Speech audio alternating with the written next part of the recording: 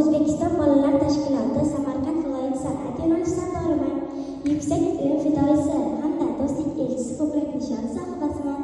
Ko'plab xalqaro ko'rik-tanlovlarning 22 ta Grand Prix g'olibasiman.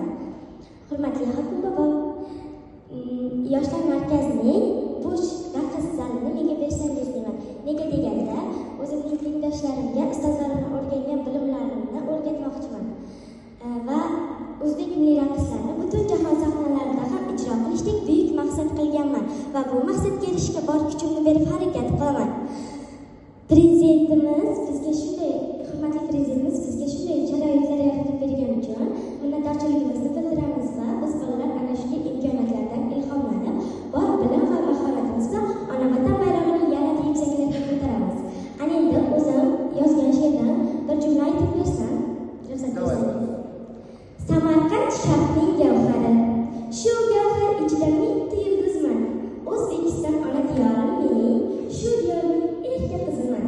Ulug'larim aytgan bir so'z bor, elim deb, yurtim deb yonib yashayman. Aziz va muqaddas O'zbekistonim, e'tiboringiz uchun rahmat.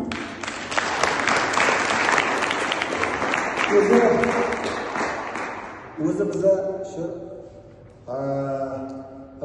raqs xonamizga balsmeyster qilib yurdik Dilfuza ekanlar. Mana tayyor balsmeyster. Sizda hamma sharoitlaringiz bor. Shu Yevropa emas, bu milliy o'rgataman deyapti. Shu milliy